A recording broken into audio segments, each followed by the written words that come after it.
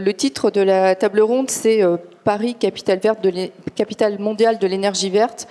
Je crois que c'est moi qui ai fait ajouter un point d'interrogation quand même, parce que même si je serais la première à me réjouir de cette situation, je crois qu'on n'y est pas encore.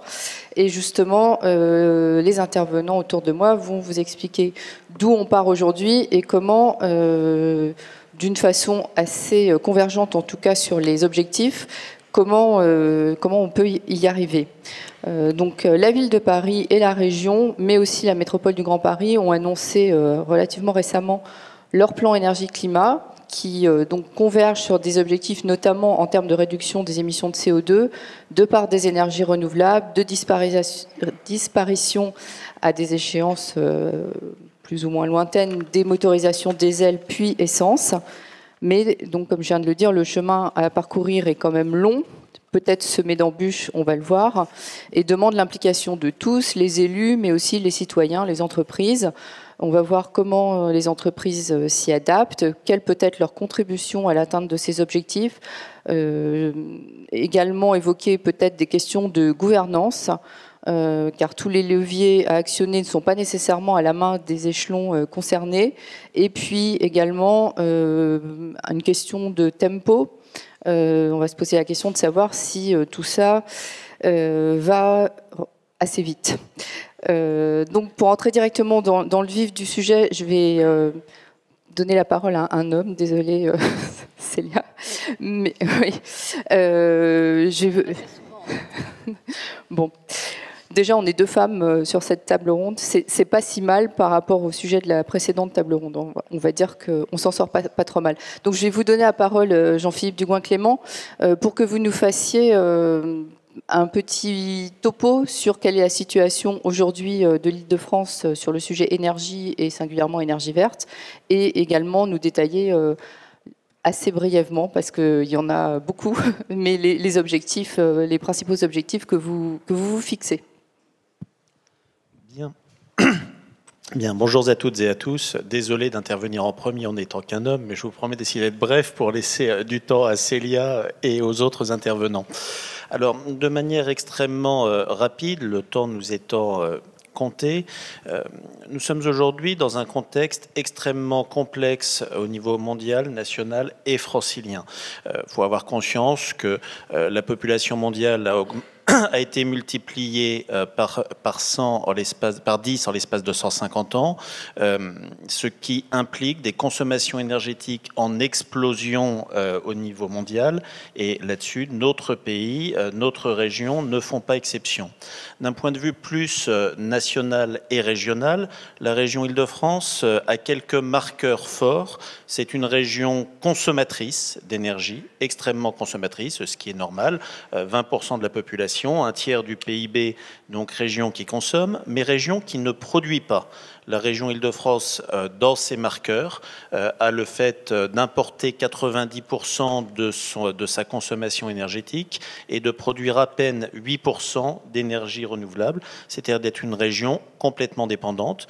Une région qui fait aujourd'hui partie des 13 régions françaises à faire l'objet d'un contentieux européen en termes de pollution de l'air, une région qui subit des phénomènes climatiques de plus en plus forts. On l'a vu avec la multiplication des épisodes de crues, juin 2016, janvier 2018, nouvelle crue il y a quelques semaines sur l'ensemble du bassin de l'Yvette.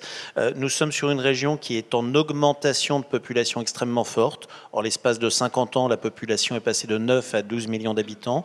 Nous estimons à horizon 2030 qu'elle sera à 13 ou 14 millions d'habitants.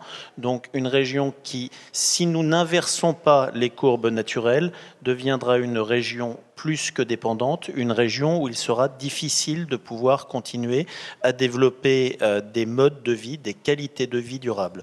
Alors face à cela, la région Île-de-France qui était la seule à ne pas avoir de plan énergie. Les régions de France, hormis Île-de-France, ont des SRADET. La région Île-de-France n'avait pas cette obligation et donc n'avait pas de plan énergie-climat. Nous avons souhaité pouvoir en porter un, et en porter un en nous fixant deux objectifs calendaires. Un objectif à horizon 2030, un objectif à horizon 2050, pour aller très clairement vers une région décarbonée, une région 100% ENR, et une région de mobilité propre.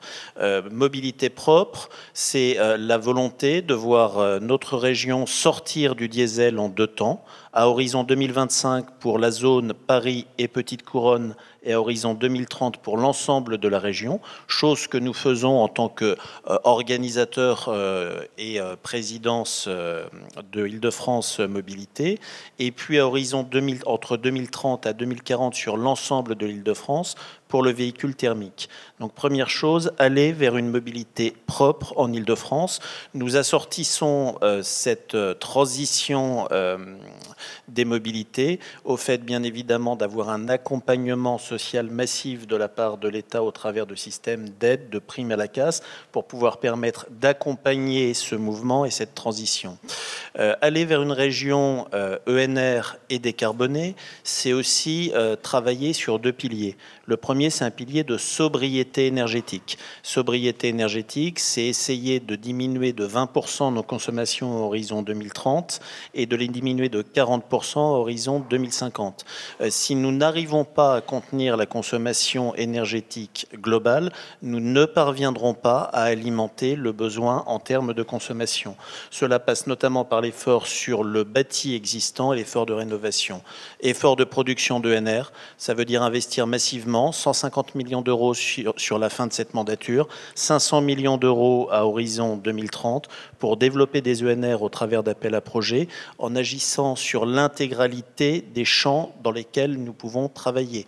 Ça veut dire la valorisation énergétique, la géothermie qui est particulièrement présente dans notre région.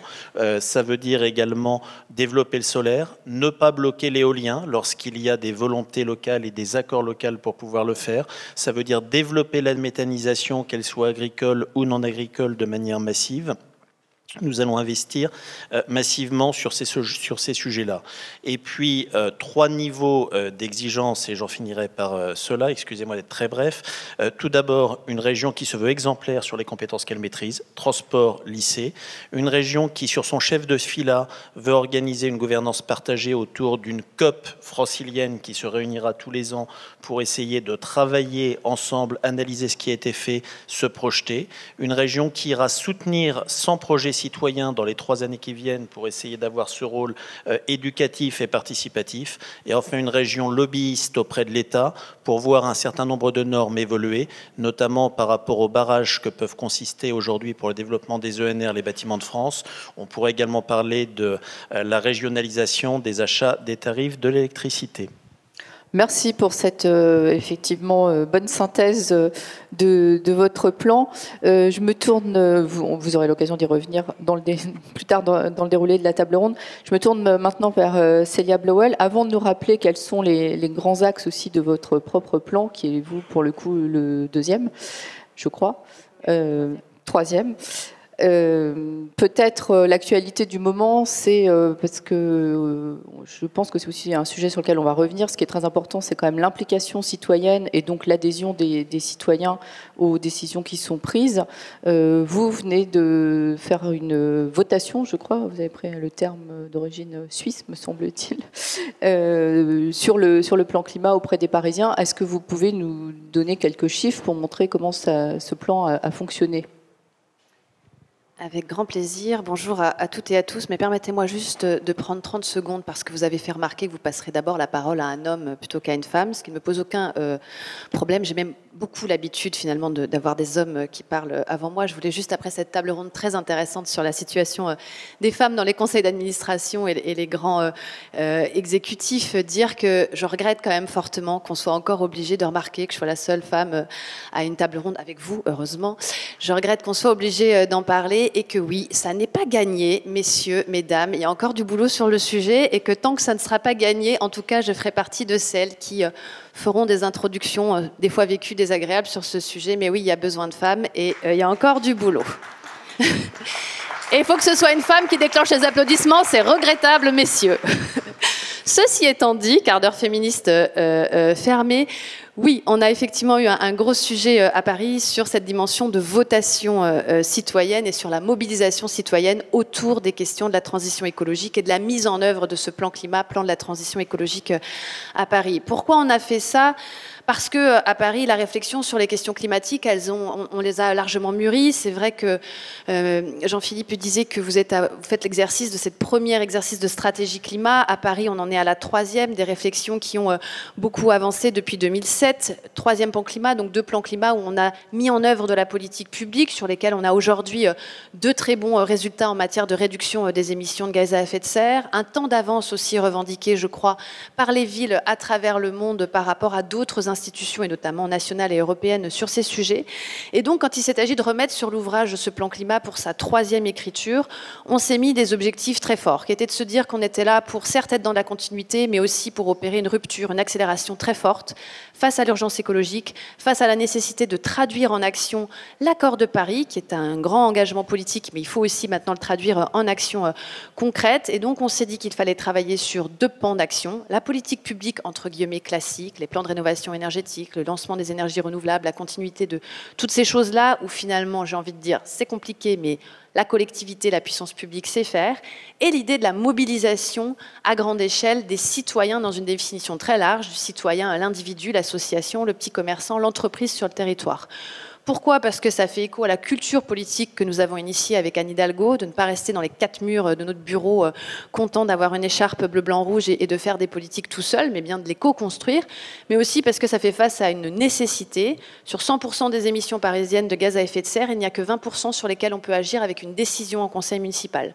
Sur les 80% récentes, on doit être dans cette co-construction. Ça existe déjà avec les acteurs du Paris durable, la charte Paris Climat des grandes entreprises engagées avec Paris, mais il faut vraiment accélérer là-dessus.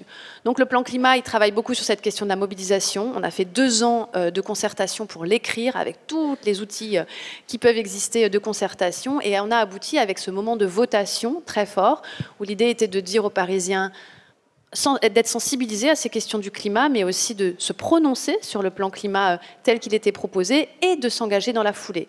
Donc on a eu une très belle participation, c'est un vrai élément de satisfaction. 76 000 personnes ont participé à ce vote. Pour vous donner un élément de comparaison, c'est environ 100 000 votants sur le budget participatif chaque année à Paris.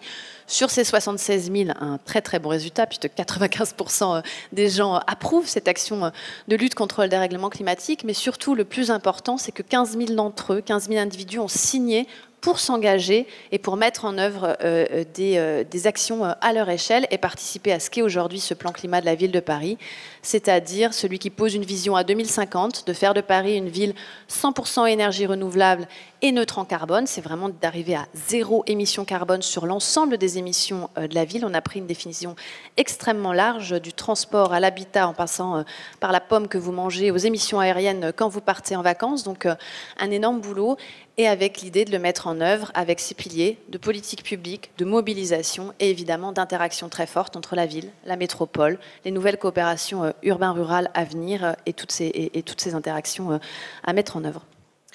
Merci beaucoup. Je me tourne maintenant vers Monsieur Salomon. Vous avez un micro, oui, qui vous représentez à la fois le monde de l'entreprise, mais en plus d'une entreprise directement concernée par le sujet.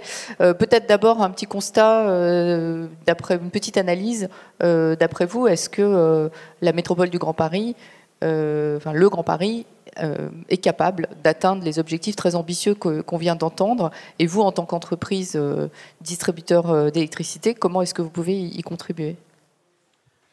Alors, quelles sont les forces de la région Île-de-France? Bien, d'abord, on vient de l'entendre, il y a une volonté politique. Donc, pour moi, tout débute de là. Il y a une volonté forte, avec des objectifs que d'aucuns diront ambitieux, mais sans objectifs ambitieux, on n'est pas tiré vers l'avant, nous, entreprises, pour pouvoir aller de l'avant, avec des objectifs chiffrés. C'est-à-dire qu'on n'est pas dans des volontés floues. Ça, pour moi, c'est une des grandes forces. Est-ce que ça veut dire que le chemin n'est pas parsemé d'embûches? Non, certainement pas.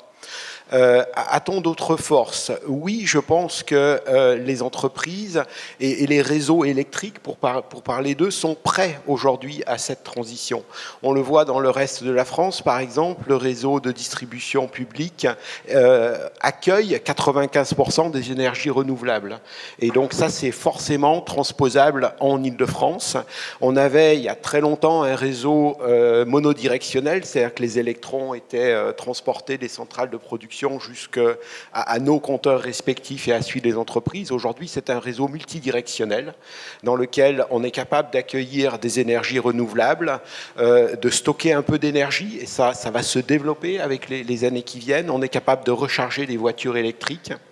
Donc ça me paraît être des forces.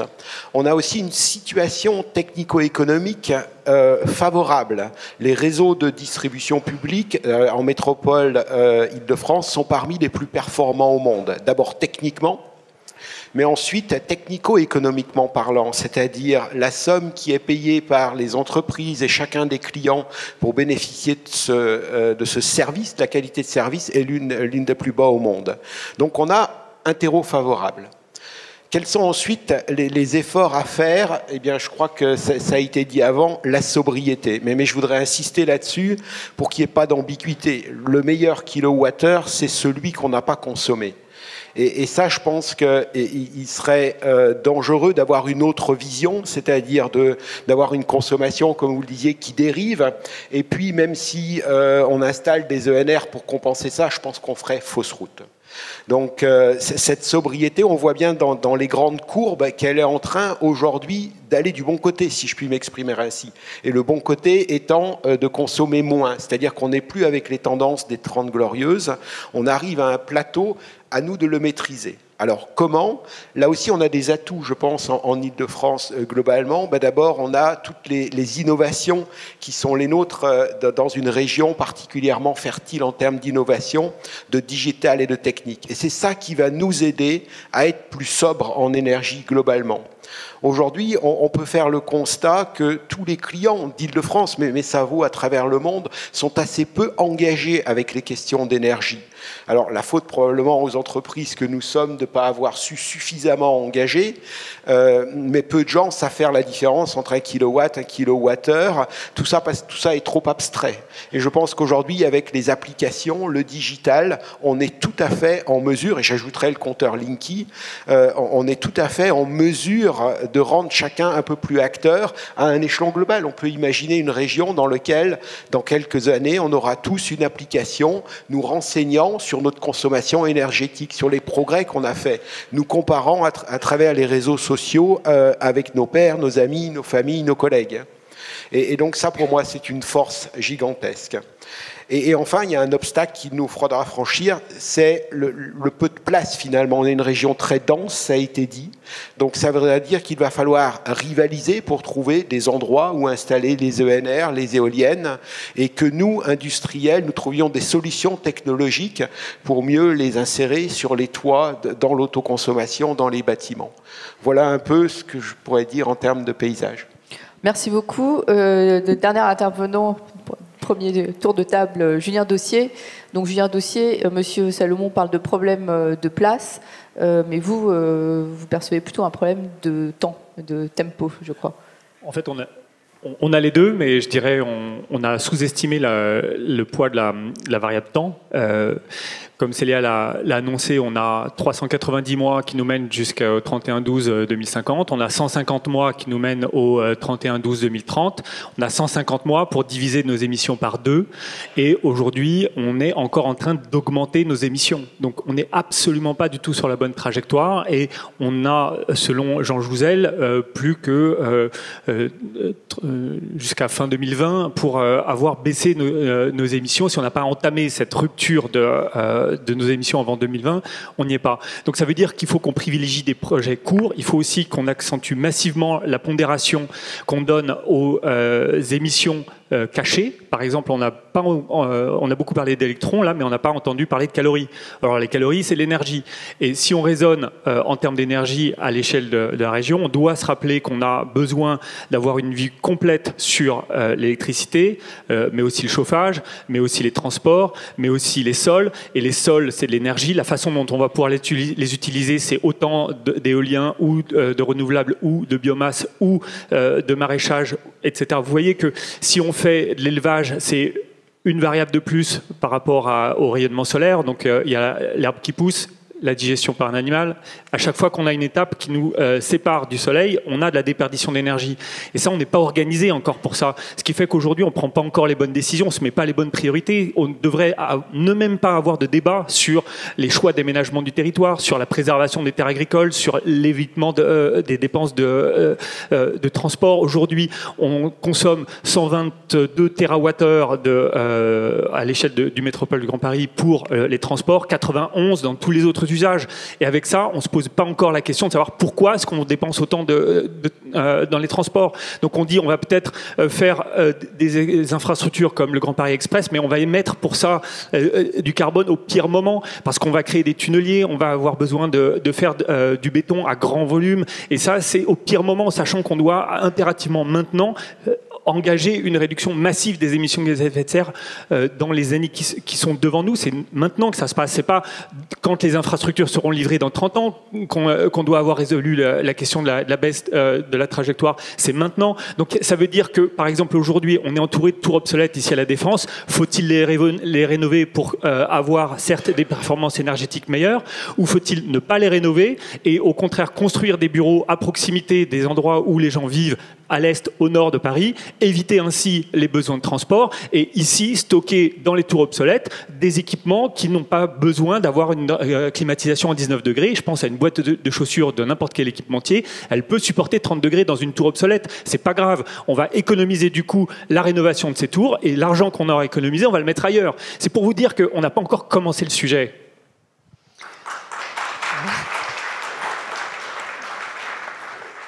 C'est bien. J'avais peur que la salle soit totalement anéantie par... Voilà, c'est ça. Mais non, en fait, ça vous réveille, manifestement. Alors, Jean-Philippe Dugoin-Clément, qu'est-ce que vous... Comme ça vous laisse un peu le temps de préparer votre réponse. Est-ce que vous partagez le constat? Est-ce que vous êtes d'accord? Est-ce que vous trouvez qu'il y a un biais d'analyse? Et face à ça, qu'est-ce que vous pouvez faire? Qu'est-ce que vous envisagez? Oui. Plusieurs choses. On a deux défis qui sont un défi ayant trait à la place et l'autre ayant trait au temps.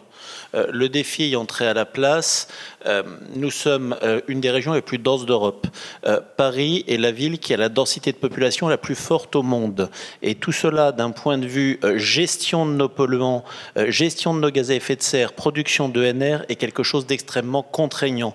Et nous pensons que l'échelon pertinent pouvant permettre d'avoir des équilibrages, notamment pour la question de la production d'ENR, ne peut être que l'échelon régional, en mutualisant et en ayant une véritable solidarité entre les zones denses actuelles et la grande couronne, qui sont les secteurs d'expansion potentielle, de production d'ENR, de production agricole, mais également de protection de Paris et de la zone dense par rapport au phénomène de crue. Donc déjà, la problématique lieu-place, pour nous, ces logiques d'aménagement doivent être reprises à l'échelon régional, ce qui permet de rebondir un peu sur les débats qui avaient lieu ce matin. La problématique du temps, c'est bien souvent le mode de fonctionnement de ce pays qui fait qu'on court après les phénomènes au lieu de les avoir anticipés. On peut en parler sur ces problématiques-là, on peut en parler d'une manière générale, mais bien évidemment, nous nous retrouvons confrontés à ce qui est aujourd'hui une urgence environnementale et écologique majeure, avec un système qui est d'une complexité et d'une lourdeur absolument colossale, qui justifie d'ailleurs l'ensemble des interrogations qu'il peut y avoir pour savoir comment le modifier, comment le changer, comment le rendre plus opérant. Enfin, interrogations que se repose chaque gouvernement les uns après les autres depuis 20 ans et qui généralement n'aboutit qu'à des créations de strates supplémentaires venant encore complexifier le système. Alors là-dessus, moi j'aurais tendance à vous dire, pour rebondir sur ce que disait le représentant d'Enedis, c'est c'est qu'aujourd'hui, je crois qu'il y a une volonté politique partagée de la part de la ville de Paris, de la métropole, des élus franciliens, de la région Île-de-France, de Valérie Pécresse, de l'ensemble des acteurs, d'aller vers cette transition énergétique et environnementale, parce que sinon, nous ne pourront pas offrir un avenir à nos enfants. Et nous avons là un devoir majeur. Cette volonté politique, elle existe. Il y a aujourd'hui une prise de conscience générale, beaucoup plus forte que ce qu'elle n'était dans la société il y a 15, 20 ou 25 ans. Et puis il y a, je crois, un travail absolument colossal. C'est ce qui a été fait par la ville de Paris au travers de sa consultation. C'est ce qui est fait par la région au travers de plus de 6 mois de consultation, de concertation pour établir ce plan, au travers de gouvernance partagée, au travers du soutien de micro-projets. C'est aussi d'essayer de permettre à l'ensemble des acteurs, à l'ensemble des citoyens, à l'ensemble des franciliens de devenir des acteurs de cette transition énergétique. Parce que si nous n'arrivons pas à rentrer dans chacun des foyers, si nous n'arrivons pas à rentrer dans les têtes, il faut bien avoir conscience que la puissance publique, à un moment, quelle que soit sa bonne volonté, elle sera limitée, elle ne pourra pas tout faire. Je pense que dans les enjeux principaux que nous avons, c'est aussi comment décliner, comment faire en sorte que chaque francilien ait conscience qu'il est un acteur de cette transition écologique et énergétique. Merci beaucoup. Célia, pour votre part, est-ce que vous partagez le constat un peu alarmiste de Julien et comment est-ce que vous pensez pouvoir y remédier? Seul, comme le disait Jean-Philippe, je crois que seul, effectivement, on n'y remédiera pas. Il y a vraiment une question collective. Je partage le constat d'alerte et on est vraiment devant une question du temps et de l'urgence écologique. Et c'est vrai qu'on se dit qu'avec des éminents scientifiques comme un Jean Jouzel qui alertent en permanence, comment est-ce qu'on en est encore à être obligé de convaincre sur ce sujet-là? Il y a certains jours où ça a une petite dimension désespérante. Mais pour autant, moi, je ne suis pas du tout pour aller dans le catastrophisme, parce que le catastrophisme, il y a aussi une dimension tétanisante. Donc je crois que vraiment qu'il faut avancer, montrer le concret, faire la démonstration au quotidien que des choses sont possibles. C'est vraiment la logique qu'on a à Paris. Je prends un exemple très concret. La plus grande toiture solaire d'Île-de-France mise sur un toit d'Haute Paris, c'est à la fois parce qu'on veut avancer dans les énergies renouvelables, c'est aussi montrer qu'un modèle économique existe et que c'est possible en territoire urbain dense de faire ça. Relocaliser les productions alimentaires pour alimenter les cantines scolaires à 100 km de Paris, et on le fait de plus en plus, on va atteindre en 2020 50% de bio et de local sur les 30 millions de repas distribués chaque année. On le fait parce que c'est bon pour la santé des gamins, c'est bon pour la planète, mais c'est aussi pour montrer que très concrètement, cet autre modèle alimentaire, plus local, etc., il est possible. Donc en fait, il faut qu'on fasse cette démonstration pour engager de plus en plus. Je partage l'idée que la prise de conscience est en train de contaminer globalement notre société, mais oui et non. C'est-à-dire, moi qui ai fait quelques COP maintenant, même si j'en ai fait pas tant que ça, du haut de mon âge moyen en politique. Je trouve que la prise de conscience, c'est bien, mais elle déclenche aussi beaucoup de beaux discours qui ne se transforment pas forcément toujours à l'action. Le dérèglement climatique ne peut pas être juste un élément de discours pour briller dans les mondanités. Il faut aussi derrière que ça engage l'action et que ça aille derrière dans un engagement très fort en termes de plan, de planification. Et derrière, je crois que la petite révolution que tout le monde doit faire, c'est se dire que ce qu'on est en train de faire, on n'est plus en train de traiter d'une simple question environnementale, mais bien d'un projet de société globale qu'il faut mettre en œuvre sur nos territoires, dans nos villes, à l'échelle plus globale. Et ce projet de société, il demande une révolution à toutes les échelles. La révolution de la mobilité, elle est en cours. Quoi qu'on en dise, la technologie est en train de nous rattraper. Révolution des mobilités, elle arrive. Révolution de l'énergie, il faut l'accélérer absolument. C'est des discussions qu'on a régulièrement. On n'est pas tout à fait d'accord, d'ailleurs, avec Monsieur Salomon sur où elle se situe et comment il faut secouer ce cocotier de l'énergie aujourd'hui pour aller beaucoup plus loin. Révolution des modes de consommation, de production, révolution de la gouvernance aussi. Nous, politiques, on doit revoir ça, repartager la décision, etc., etc. C'est ce qu'on fait à l'échelle de Paris, c'est ce qui se passe à l'échelle de la région. Et moi, je veux quand même saluer le travail qui est fait dans le cadre de cette stratégie climat qui est posée sur la table. Et je crois que l'idée aujourd'hui n'est pas de savoir qui va être le chef de file sur ces questions. C'est de se dire comment on coordonne les volontaires pour aller après secouer les autres échelons qui ne le font pas. Et effectivement, ça se passera à la fois par cette coordination de l'action et par le développement aussi de choses très nouvelles, comme on a pu le citer dans cette discussion. Moi, je crois fortement aussi au partenariat urbain-rural, demain pour la production d'énergie renouvelable, et nous, on est en train de poser des jalons en ce sens. On le fait déjà sur la production alimentaire, parce qu'effectivement, on a vraiment un enjeu à changer radicalement la façon dont nos territoires sont organisés, relocaliser, reproduire au local, se reconnecter finalement avec la richesse de nos territoires. Merci beaucoup. Monsieur Salomon, c'est de nouveau votre tour. Alors, un peu même question qu'à mes voisins. Est-ce que vous partagez ce constat d'urgence absolue? Et d'autre part, est-ce que vous êtes en révolution vous-même? Est-ce que Enedis fait sa révolution? Comment ça se concrétise? Qu'est-ce que ça a comme implication pour vous demain, une ville, une région 100% ENR? Vous l'avez expliqué, hein, c'était... des gros tuyaux qui descendaient du bas, enfin du haut vers le bas. Maintenant, c'est plus du tout ça. Mais est-ce qu'il n'y a pas d'autres choses encore peut-être plus intangibles, plus complexes, de changement de culture d'entreprise aussi à opérer? Alors, je partage complètement le sens de l'urgence. Hein. Je pense qu'aujourd'hui, il faudrait être fou pour pas voir ce qui est en train de nous arriver collectivement. Je partage moins le sens de « on n'a pas commencé », quoi. Car pour moi, les choses sont en cours. Il faut certes les accélérer. Mais beaucoup de choses bougent. Alors qu'est-ce que ça veut dire une ville 100% énergie verte? Ça veut déjà d'abord dire une ville et une région plus résilientes à 2050, parce qu'on parle de lutter contre les changements climatiques, mais ils sont déjà là. Je pense qu'on en est tous conscients. Ça veut dire savoir résister aux inondations, savoir résister aux chaleurs. Ça me paraît être d'abord ce que nous devons tous faire collectivement. Et puis c'est préparer la transition énergétique. D'abord, réussir la mobilité électrique ou la mobilité propre, c'est comme on veut. Il y a de l'hydrogène, c'est bien aussi. Mais il y a un chantier qui est devant nous. Le chantier a débuté. On voit que tous les constructeurs se mettent à faire de la voiture électrique. Certains constructeurs parlent d'abandonner, donc tout ça, on peut s'en féliciter. Mais à nous d'adopter nos modes. Ne transformons pas une voiture électrique avec des réflexes d'aller à la pompe, par exemple. L'électricien que je suis pousse fortement pour qu'on soit raisonnable aussi.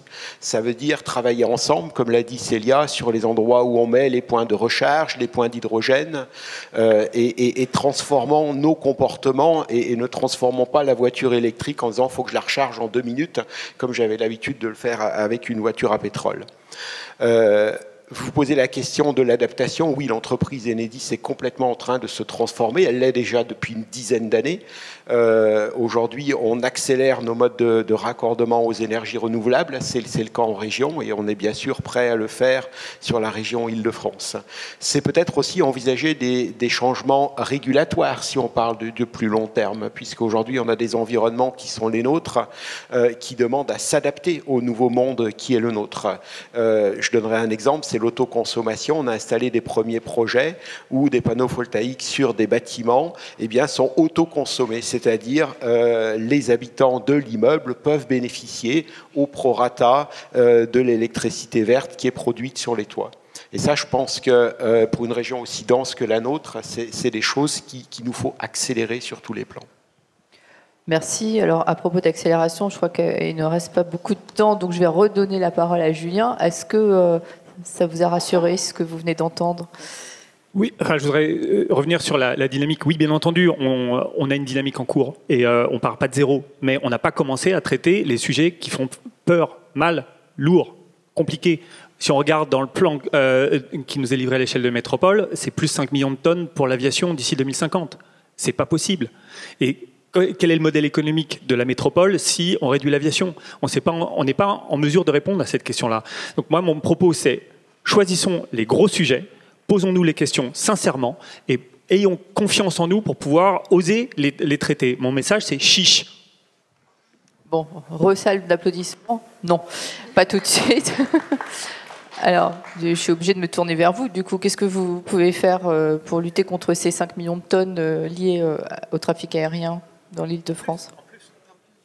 C'est une augmentation de 5 millions de tonnes qui est prévue sur la période. Plus 5 millions de tonnes. Alors, savoir que la fréquentation des zones aéroportuaires franciliennes a un impact majeur. On enlève demain les aéroports. On est une région qui, d'un point de vue gaz à effet de serre, est une région exemplaire. Et on est sur quelque chose qui pèse d'une manière forte et majeure.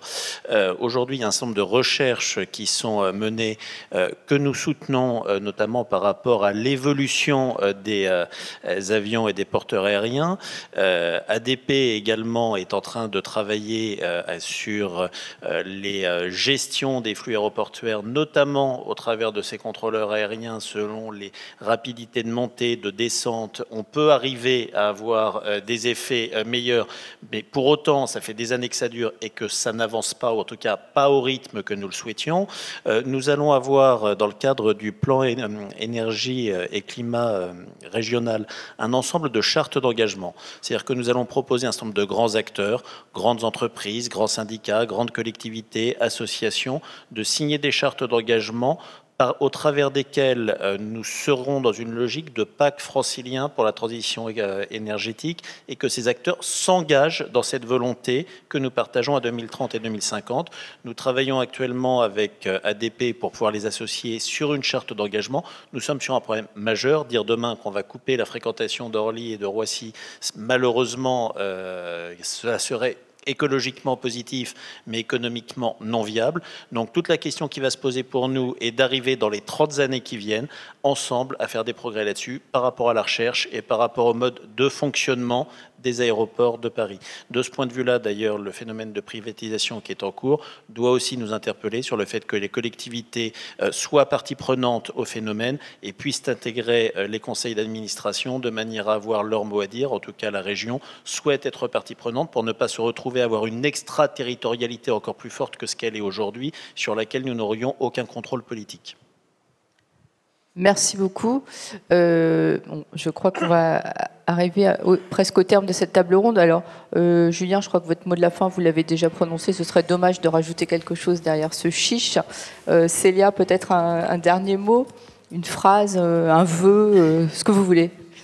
Non, très rapidement, moi je voudrais quand même finir sur une note optimiste parce que vous demandiez finalement à quoi servent les élus. On est aussi là pour poser une vision de long terme et je la veux très optimiste parce que tout ce qu'on fait avec la transition écologique, c'est pour préserver la planète, mais c'est aussi pour créer des villes, des territoires où on vivra, moi j'en suis persuadée, mieux, où ces projets-là sont aussi facteurs de lutte contre les inégalités. Donc allons-y, allons-y, n'attendons pas, il ne faut pas se dire non, c'est mon dernier marché, c'est ma dernière construction où je ne joue pas le jeu, et redire que oui, effectivement, ce qui est facteur d'optimisme, c'est que cette transition écolo, elle est engagée et qu'au quotidien, on voit beaucoup de personnes qui font cette mobilisation incroyable en faveur de la transition écolo, mais pas suffisamment pour qu'on puisse s'endormir, c'est certain.